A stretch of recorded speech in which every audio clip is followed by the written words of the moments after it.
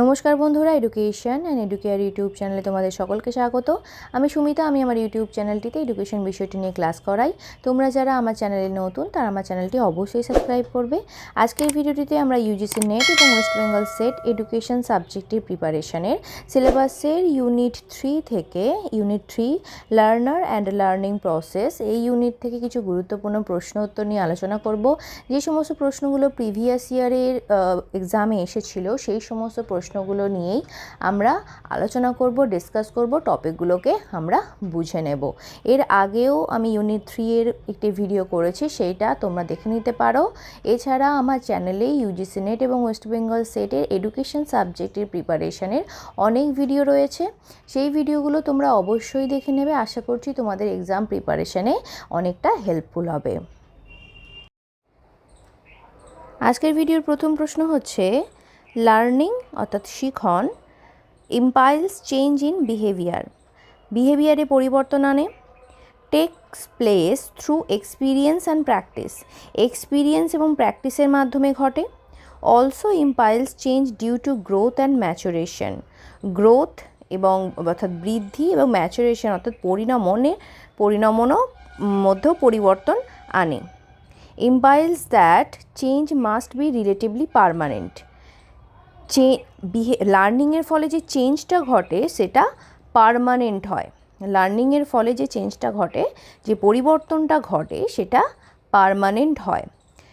এবারে আমাদের বেছে নিতে হবে যে কোন স্টেটমেন্টগুলো লার্নিং সম্পর্কে সঠিক। লার্নিং বলতে আমরা কি জানি? লার্নিং অর্থাৎ শিখন বা শেখা, অর্থাৎ পূর্ব অভিজ্ঞতার ভিত্তিতে আমরা যখন নতুন কিছু শিখি বা নতুন কোনো আচরণকে আয়ত্ত করি তখন সেটা হয় শিখন। যেমন শিশুরা যখন নতুন নতুন শব্দ শেখে, নতুন নতুন শব্দ শেখার মাধ্যমে তাদের যে বাচনিক ক্ষমতা সেটা বৃদ্ধি পায়। এর ফলে কি হচ্ছে, তাদের মধ্যে একটা তাদের বিহেভিয়ারে পরিবর্তন আসছে, তারা নতুন কিছু আয়ত্ত করছে, নতুন আচরণকে আয়ত্ত করছে এবং তার ফলে তাদের উন্নতি ঘটছে এবং সেটা পূর্ব অভিজ্ঞতার ভিত্তিতেও হতে পারে। এবং এই যে তাদের যে আচরণের পরিবর্তনটা হয় সেটা সবসময় স্থায়ী হয়, কারণ ভাষার ব্যবহার কেউ কোনোদিনও ভুলে যায় না।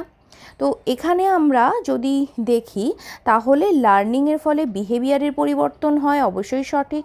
এটা এক্সপিরিয়েন্স এবং প্র্যাকটিসের মাধ্যমে ঘটে।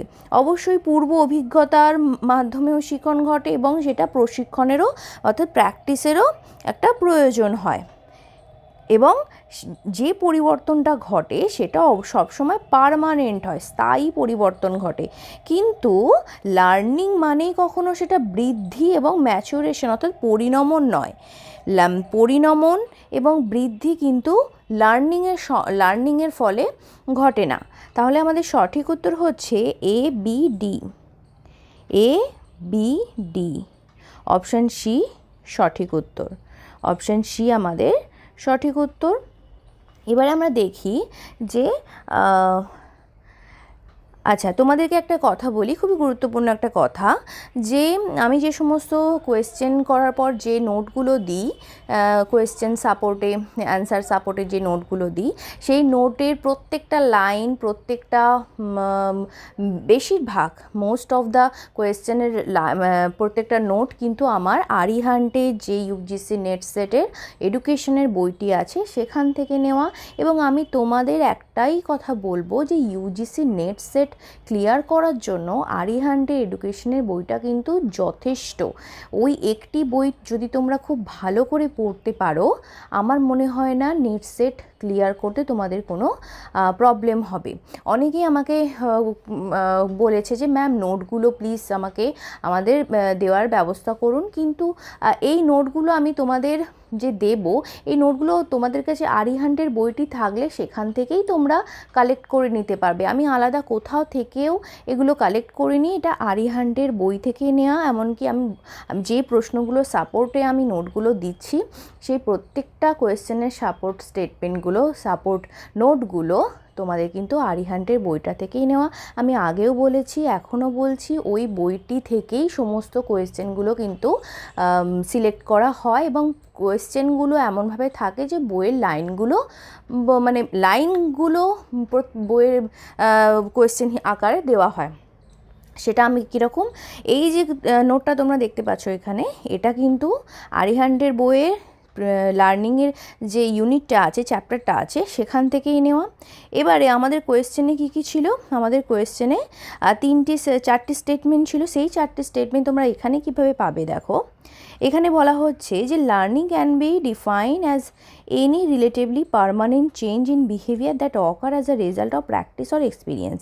শিখন কি, শিখন হচ্ছে একটা পারমানেন্ট চেঞ্জ অফ বিহেভিয়ার, অর্থাৎ আমাদের বিহেভিয়ারের একটা পারমানেন্ট পরিবর্তন, যেটা প্র্যাকটিস এবং এক্সপিরিয়েন্সের মাধ্যমে ঘটে। Learning has 3 important elements. লার্নিংয়ে 3টে গুরুত্বপূর্ণ এলিমেন্ট আছে, সেগুলো কী কী? It is a change of behaviour in better or worse, আমাদের বিহেভিয়ারে পরিবর্তন হয়, সেটা বেটারও হতে পারে, ওর্সও হতে পারে। It is a change that take place through practice and experiences, আমাদের ব্যবহারে পরিবর্তন আছে যেটা প্র্যাকটিস এবং এক্সপিরিয়েন্সে, অভিজ্ঞতার মাধ্যমে ঘটে।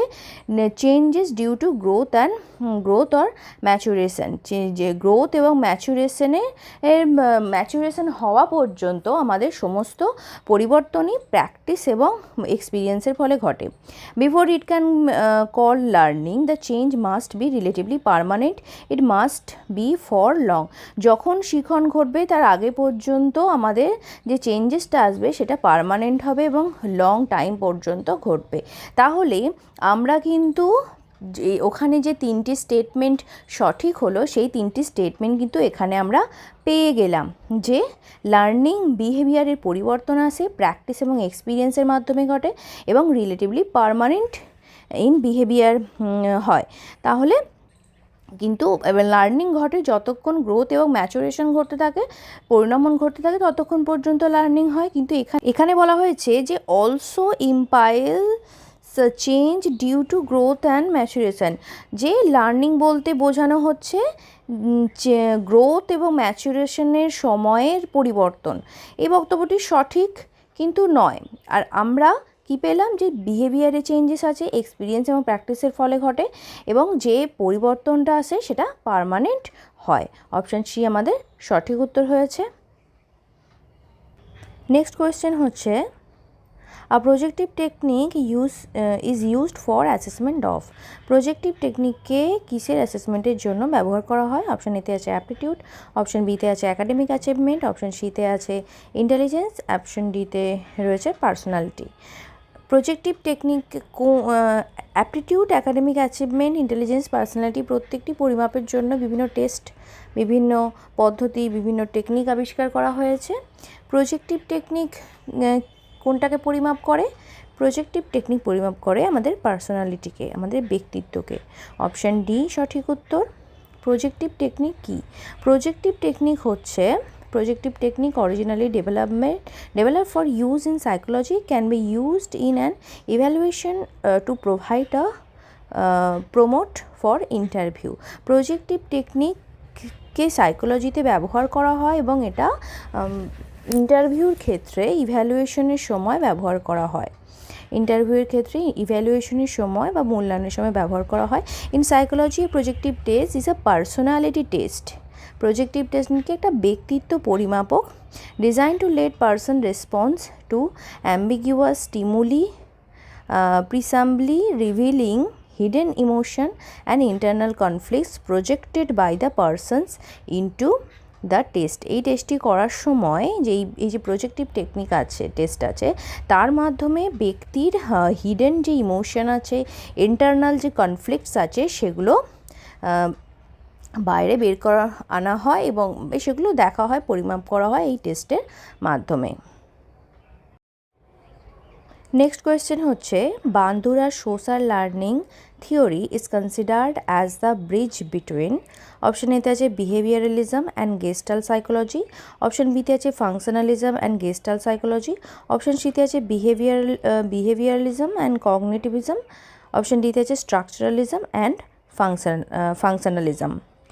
বান্দুরার যে সোশ্যাল লার্নিং থিওরি আছে, আলবার্ট বান্দুরার যে সোশ্যাল লার্নিং থিওরি তিনি দিয়েছিলেন, সেটা কোন দুটোর মধ্যে ব্রিজ বা সেতু বন্ধন করে? এই একই প্রশ্ন আগের দিন ক্লাসেও আমরা করেছিলাম। প্রশ্নটা একটু অন্য আলবার্ট বান্দুরের যে সোশ্যাল লার্নিং থিওরি ছিল, সেটা কোয়েশ্চেনটা একটু অন্য ছিল। কিন্তু টপিকটা একই ছিল। তো যারা কালকের ভিডিওটা দেখেছে তারা কোয়েশ্চেনের অ্যান্সারটা এতক্ষণে হয়তো বুঝে গিয়েছে কোনটা হবে। অপশান সি সঠিক উত্তর হবে। বিহেভিয়ারালিজম এবং কগনিটিভিজমের মধ্যে সেতুবন্ধন করে সোশ্যাল লার্নিং থিওরি। আলবার্ট বান্দুরার যে সোশ্যাল লার্নিং থিওরি আছে সেখানে আমরা দেখতে পাবো যে Albert Bandura was a prominent American learning theorist who gave the social learning theory which lay the role of a bridge between behaviouristics and cognitive learning theories. কি বলা হচ্ছে যে American learning theorist Albert Bandura তিনি যে social learning theory দিয়েছিলেন সেটা কোন দুটোর মধ্যে সেতুবন্ধন করছে, কোন দুটো লার্নিং থিওরির মধ্যে? বিহেভিয়ারিস্টিক্স এবং কগনিটিভ লার্নিং থিওরির মধ্যে সেতুবন্ধন করছে। কারণ কি? Because it encompasses attention, memory and motivation. আমরা জানি যে মেমোরি, অ্যাটেনশন, মোটিভেশন এগুলো হচ্ছে কগনিটিভ বিষয়, জ্ঞানমূলক বিষয় এবং সোশ্যাল কগনিটিভ বিষয়, এবং যার ফলে মানুষের মধ্যে বিহেভিয়ারের পরিবর্তন আসে, যার ফলে শিখন হয়। এবং আলবার্ট বান্দুরা সোশ্যাল লার্নিংয়ের কথা বলেছিলেন, সামাজিক শিখনের কথা বলেছিলেন, যে মানুষ, his theory explain that people learn from one another through observation, imitation and modeling. তিনি কি বলেছিলেন যে একটা মানুষ অপর মানুষকে অবজার্ভ করে, তাকে ইমিটেশন করে, অর্থাৎ তাকে পর্যবেক্ষণ করে, তার অনুকরণ করে একটা মানুষ অপর মানুষের থেকে বিহেভিয়ার আয়ত্ত করছে, বিহেভিয়ারের পরিবর্তন ঘটছে। তো এটাকে তিনি সোশ্যাল লার্নিং বলেছিলেন, এবং যার মধ্যে কগনিটিভ লার্নিংও যুক্ত, কারণ তিনি অ্যাটেনশন, মেমোরি এবং মোটিভেশনকেও তার সঙ্গে যুক্ত করেছিলেন। তাই আলবার্ট বান্দুরার সোশ্যাল লার্নিং থিওরি বিহেভিয়ারালিজম এবং কগনিটিভিজম এই দুটোর মেলবন্ধন। এরপরে যে প্রশ্নটি আছে, arrange the following stages of cognitive development as recommended by পেঁয়াজে। পেঁয়াজে যে কগনিটিভ ডেভেলপমেন্ট থিওরি দিয়েছিলেন আমরা জানি, সেটা যে স্টেজগুলো আছে সেগুলো আমাদের জানতে চাওয়া হচ্ছে। একদম ইজি কোয়েশ্চেন, এর থেকে ইজি আর কিছু হয় না। এটা কিন্তু নেটের প্রিভিয়াস ইয়ারের কোয়েশ্চেন, নেটের 2022-এ এই প্রশ্নটি এসেছিল। Sensory motor stage, concrete operational stage, pre operational stage, formal operational stage. আমরা সকলেই জানি যে পেঁয়াজে যে কগনিটিভ ডেভেলপমেন্টের স্টেজ দিয়েছিলেন, প্রথমে ছিল sensory motor stage, pre operational stage, concrete operational stage এবং formal operational stage. A, C, B, D. A, C, B, D. Sensory motor stage, pre operational stage, concrete operational stage এবং formal operational stage. একেবারে easy প্রশ্ন এসেছিল। এরপর দেখি next কী question আছে।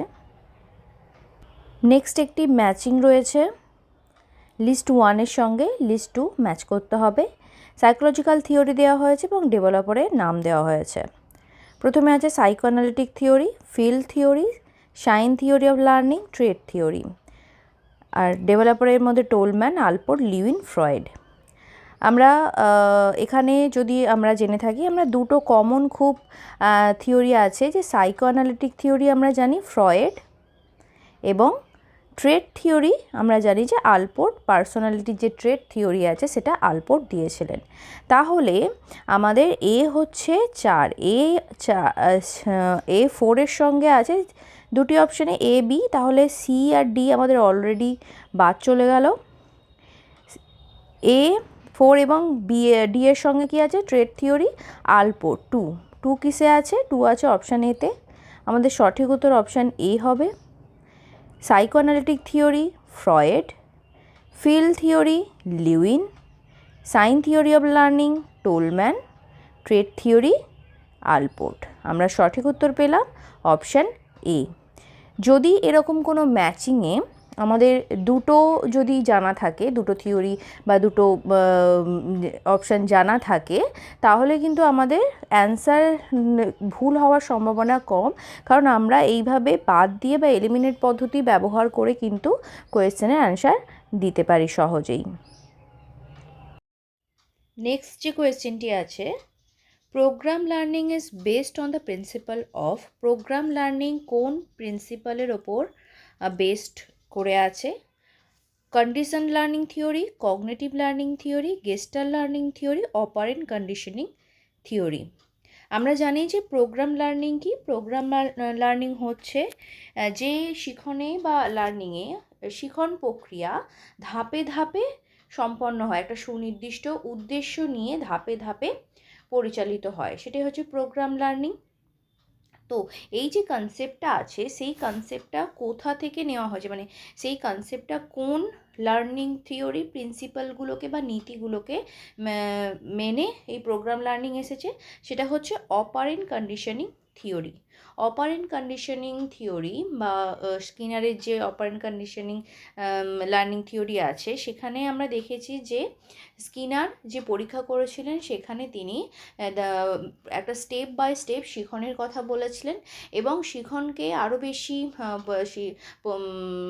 Improvement করার জন্য তিনি রিইনফোর্সমেন্টের কথাও বলেছিলেন, যে শিখন যদি কোনো জায়গায় বা কোনো পর্যায়ে থেমে যায় তখন কি করতে হবে, আমাদের পজিটিভ রিইনফোর্সমেন্ট দিয়ে সে শিখনটাকে আরও এগিয়ে নিয়ে যেতে হবে। এই যে কনসেপ্টটা আছে সেই কনসেপ্টটা থেকেই প্রোগ্রাম লার্নিং এসেছে।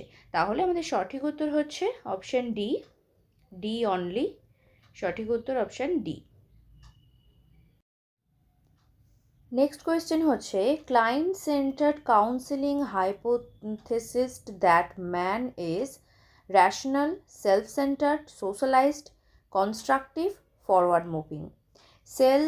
ক্লায়েন্ট সেন্টার যে কাউন্সেলিং পদ্ধতি আছে সেখানে একজন মানুষ সম্পর্কে কী পরিকল্পনা করা হবে, একটা মানুষ সম্পর্কে কী ধারণা গঠন করা হয়, আগে থেকে কী বিবেচনা করা হয় যে সেই মানুষটা কেমন হবে, সেখানে বলা হয়েছে আসলে ক্লায়েন্ট সেন্টার্ড কাউন্সেলিং কি, পার্সন সেন্টার্ড বা ক্লায়েন্ট সেন্টার্ড কাউন্সেলিং হচ্ছে the person centred approach of counselling belongs to the humanistic school of therapy.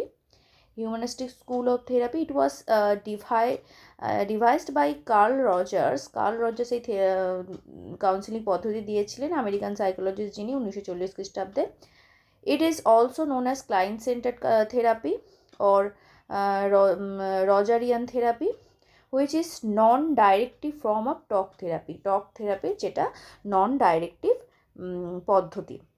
এই পার্সন সেন্টার্ড বা ক্লায়েন্ট সেন্টার্ড কাউন্সেলিং যে থেরাপি আছে সেই থেরাপিটা কি, এখানে মনে করা হয় যে যার কাউন্সিলি করা হচ্ছে, তো কাউন্সিলি যিনি ক্লায়েন্ট তিনি তার সমস্ত সমস্যার সমাধান করতে পারেন, তার মধ্যে ক্ষমতা আছে যে তিনি সমস্ত রকম সমস্যার সমাধান তিনি নিজেই করতে পারবেন। কাউন্সিলার কী করবেন, কাউন্সিলার শুধু তাকে সাহায্য করবেন তার ফিলিংকে অ্যাকসেপ্ট করতে, বেটার সব কিছুকে আন্ডারস্ট্যান্ড করার জন্য, এবং নিজের যে ওন ফিলিং আছে তিনি কি ভাবছেন সেই সমস্ত বিষয়, তার মনে কি আছে সমস্ত কিছুকে তিনি অ্যাকসেপ্ট করতে শেখাবেন কাউন্সিলার। এখানে কি বলা হচ্ছে, this approach focus on their beliefs that counselee অর্থাৎ ক্লায়েন্ট আর not the counselor is the expert of their own thoughts, feeling, experiences and problem. এখানে বলা হচ্ছে যিনি কাউন্সিলে আছেন তিনি কাউন্সিলারের থেকেও অনেক বেশি এক্সপার্ট কিসে, নিজস্ব চিন্তাভাবনা, ফিলিংস, অভিজ্ঞতা, নিজস্ব প্রবলেম, এই সমস্ত কিছুতে নিজে বেশি expert. It clearly mentions that the counselee is the person who is most capable of finding an appropriate solution. মানে কাউন্সিলে যিনি আছেন তিনিই হচ্ছেন তার সমস্যার সমাধান করার জন্য পর্যাপ্ত, কাউন্সিলারের এখানে কোনো প্রয়োজন নেই। তো এই যে থেরাপিটা বা এই যে থিওরিটা, সেখানে ক্লায়েন্ট সেন্টার্ড কাউন্সিলিংয়ে কী বলা হয়েছে, একজন মানুষ হবেন র্যাশনাল, বাস্তবিক হবেন, অবশ্যই বাস্তবিক হবেন, সোশ্যালাইজড হবেন, সামাজিক হবেন, কনস্ট্রাকটিভ হবেন, তিনি ধারণা গঠন করতে পারবেন এবং ফরওয়ার্ড মুভিং হবেন, কিন্তু তিনি সেলফ সেন্টার্ড কখনোই হবেন না। ঠিক আছে, তাহলে আমাদের সঠিক উত্তর হলো এ সি ডিই বা ইডি, ACDE বা ইডি, অপশান ডি সঠিক উত্তর। নেক্সট কোয়েশ্চেন হচ্ছে Gagne give a sequence for cumulative learning for following learning type. Gagne যিনি আছেন তিনি যে লার্নিং থিওরি দিয়েছিলেন সেখানে তিনি লার্নিংয়ের কতগুলো স্টেপের কথা বলেছিলেন, লার্নিং টাইপের কথা বলেছিলেন। Concept, multiple discrimination, stimulus response, rule, signal, rule learning, signal learning. তো এখানে বলা হয়েছে যে আমাদের সিকোয়েন্সে সেটা লিখতে হবে, কোন সিকোয়েন্সে তিনি বলেছিলেন। গ্যাগনে যে লার্নিং থিওরি দিয়েছিলেন সেখানে তিনি 8টি স্টেপের কথা বলেছিলেন। সেটা কি? Signal learning, S R learning, chaining, verbal association learning, multiple discrimination learning, concept learning, principle learning আর rule learning, problem solving learning. তো আমাদের এখানে সিকোয়েন্স চাওয়া হয়েছে যেহেতু, তাহলে আমাদের প্রশ্ন অনুযায়ী কি আসছে? প্রশ্ন অনুযায়ী আসছে প্রথমে সিগন্যাল লার্নিং, তারপরে কি আসছে আরও একবার আমরা দেখে নিই। Signal learning, S R learning, chaining, verbal association learning, multiple discrimination learning, concept learning, principle learning বা rule learning, problem solving learning, এই 8টি স্টেপ। প্রশ্ন অনুযায়ী তাহলে আমাদের প্রথমে আসছে সিগন্যাল লার্নিং, তারপরে rule learning, signal learning, stimulus response learning, multiple discrimination, concept learning, rule learning. Option C আমাদের সঠিক উত্তর আসছে। E signal learning, C stimulus response, B multiple discrimination, A concept, D rule learning. এটা আমাদের সিকোয়েন্সে আসছে, option C সঠিক উত্তর। আজকের ক্লাসটা এখানেই শেষ করছি। আশা করছি এই ক্লাসটা তোমাদের এক্সাম প্রিপারেশনে অনেকটাই হেল্পফুল হবে। যারা চ্যানেলে প্রথমবার এসেছো, চ্যানেলটাকে অবশ্যই সাবস্ক্রাইব করবে, ভিডিওটাকে লাইক করবে, বন্ধুদের সঙ্গে শেয়ার করবে। আমার চ্যানেলে ইউজিসি নেট সেট প্রিপারেশনের এডুকেশন সাবজেক্টের অনেক ভিডিও দেওয়া আছে, সেগুলো তোমরা অবশ্যই আমার চ্যানেলের প্লেলিস্টে যাবে, সেখানে দেখবে। সেখান থেকে তোমরা অবশ্যই দেখে নিও। আমার টেলিগ্রাম গ্রুপ আছে, সেই গ্রুপের লিঙ্ক আমার ভিডিও ডেসক্রিপশন বক্সে দেওয়া আছে। Telegram group education net set SLST, সেখানে অবশ্যই জয়েন হবে। এছাড়া ফেসবুক একটি পেজ আছে আমার, সেখানেও তোমরা জয়েন হতে পারো।